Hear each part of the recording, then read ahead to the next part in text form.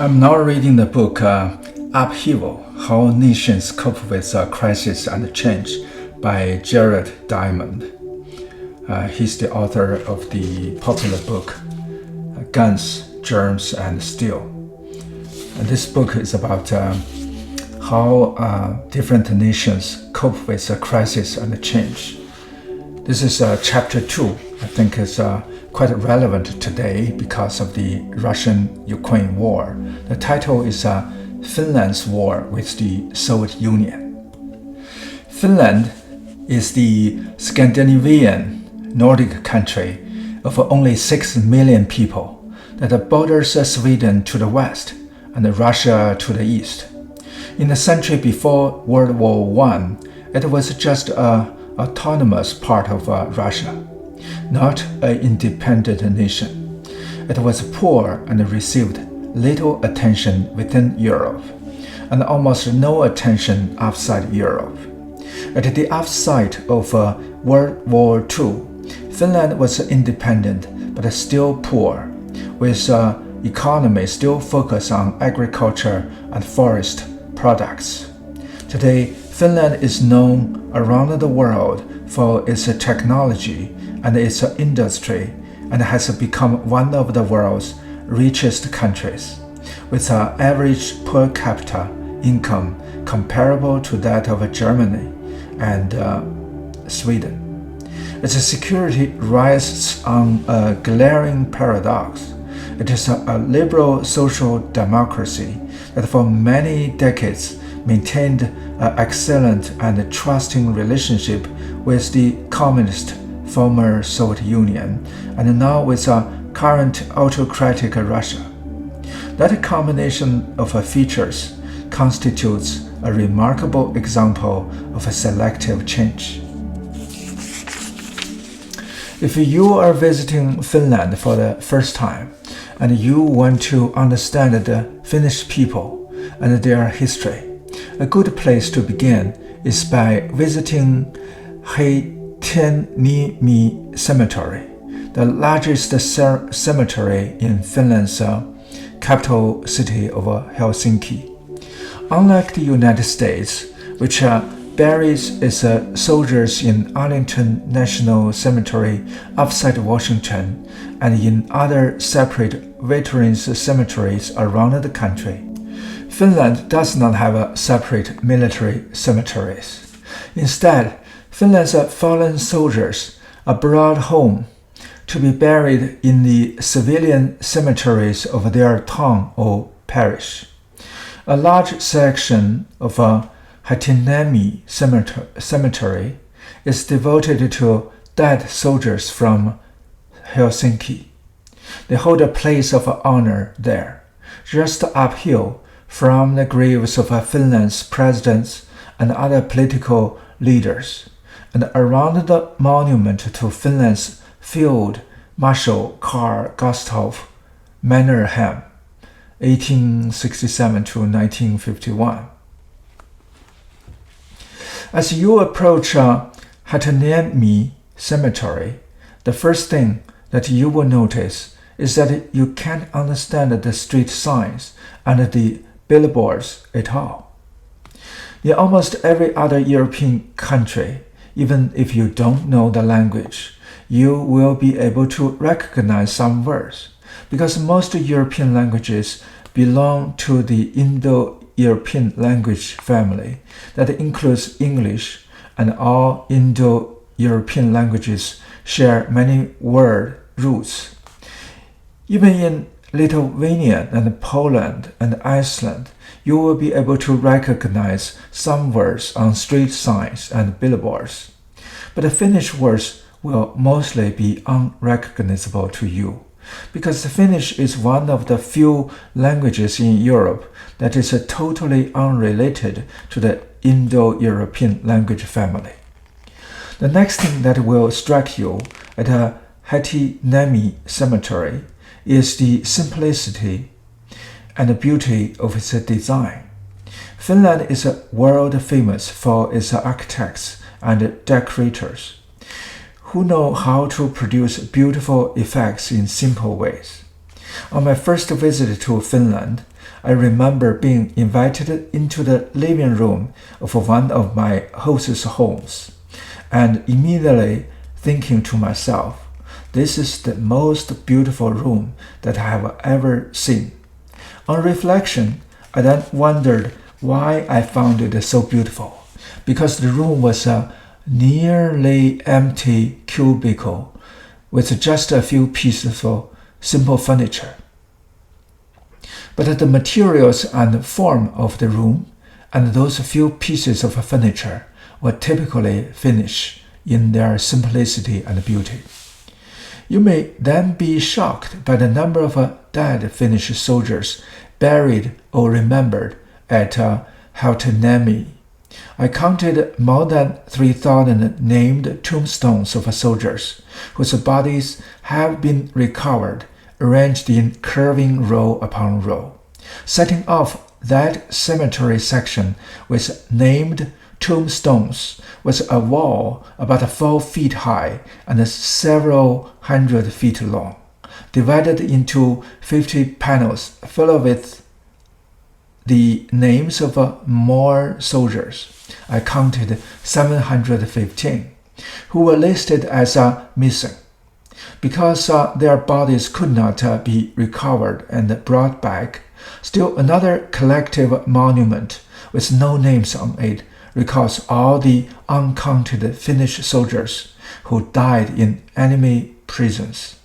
But all of those died soldiers at Hautanieemi were just from Helsinki. Similar sections are devoted to dead soldiers in every town and parish cemetery in Finland. You will be starting to realize that lots of Finns must have been killed in war. As you walk among Hautanieemi's gravestones, you will be struck by the writing on them. Again, you won't be able to understand much of the writing because it is in Finnish. But most gravestones anywhere, in any language, record the name of the dead person, the person's birth date and birthplace, and the date and place of death. That format is easy to recognize on the gravestones even in that Finnish cemetery.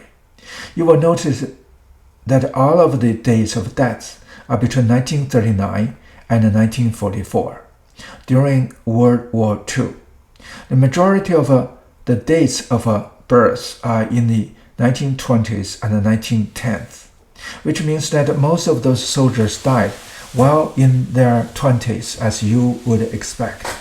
But you will be surprised to see that there are also were many soldiers killed in their 50s or while still young teenagers. For instance, John Victor Posten's gravestone records that he was born on August 4, 1885, and was killed on August 15, 1941, 11 days after his 56th birthday. Clara Lapalinian was born on July 30, 1888. She was killed in October 19, 1943, at the age of 55.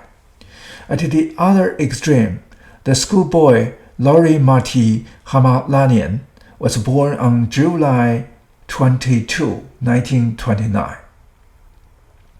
Volunteered to fight and was killed on June 15, 1943, at the age of 13. 5 weeks short of his 14th birthday. Why was Finland calling up as soldiers not just the usual 20-year-olds, but also men and women in their 50s plus young teenagers? As you read the dates and the place of death recorded on the gravestones, you will notice that deaths were concentrated in a few time periods and locations. The largest number of deaths occurred from late February to early March of 1940, then in August 1941, and then again in June and August of 1944. Many of the places of death are recorded as Viipuri, or at several sites that a Finnish friend can identify for you as being near Viipuri, such as Sivari, Kanas, and Ihantola. That will make you wonder, what was the big deal about Viipuri, and why did so many Finns get killed there within such short time spans? The explanation is that Viipuri used to be the second largest city of Finland until it was ceded to the Soviet Union, along with 1/10 of the total area of Finland. After the ferocious war in the winter of 1939 to 1940, plus a second war from 1941 to 1944. In October 1939, the Soviet Union made territorial demands on 4 Baltic countries: Finland, Estonia, Latvia, and Lithuania. Finland was the only country that refused those demands, despite the Soviet Union having an enormous army and a population almost 50 times larger than that of Finland. The Finns nevertheless put up such a fierce resistance that they succeeded in preserving their independence, even though their nation's survival remained in grave doubt through a series of crises lasting a decade. The heaviest casualties were incurred during the 3 peak periods evidenced by the tombstones, as the Soviet army closed in on Viipuri in February-March 1940, then as the Finns recaptured Viipuri in August 1941, and finally as the Soviet army advanced again upon Viipuri in the summer of 1944. Finland's death toll in its war against the Soviet Union was nearly 100,000, mostly men.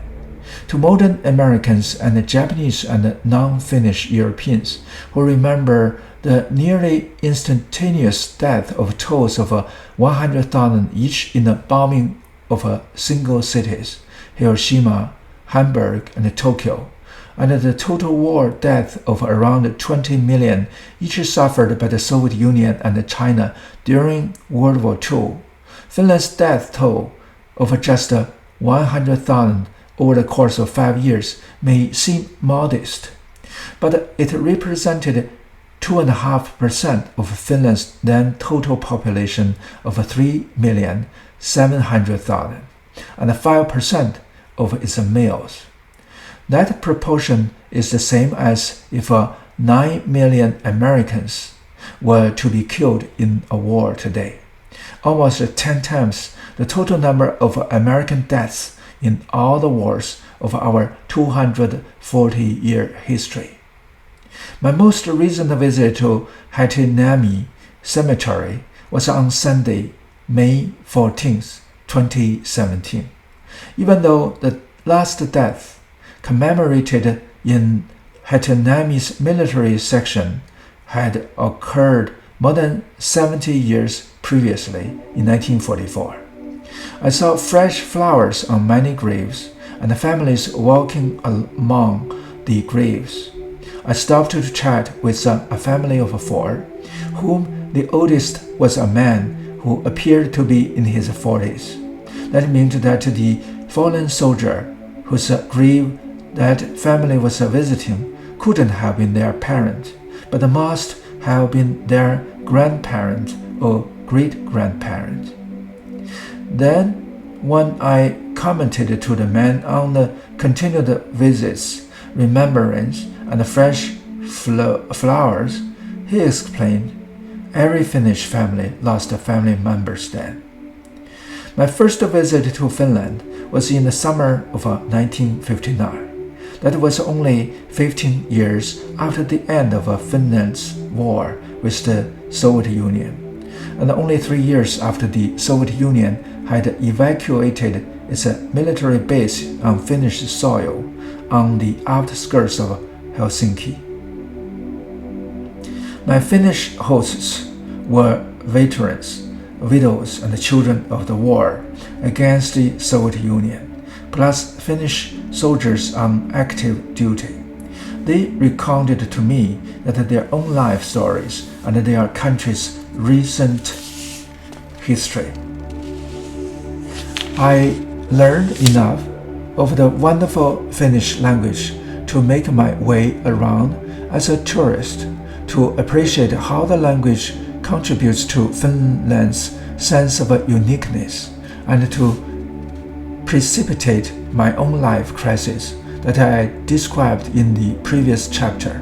For those of you readers who haven't had the good fortune to visit Finland, some features of my book's framework of crisis and change to keep in mind as you read the following account include the strengths and origins of a Finnish national identity. Second, Finns' ultra-realistic assessment of their country's geopolitical situation. And third, the resulting paradoxical combination of selective changes that I mentioned in my opening paragraph.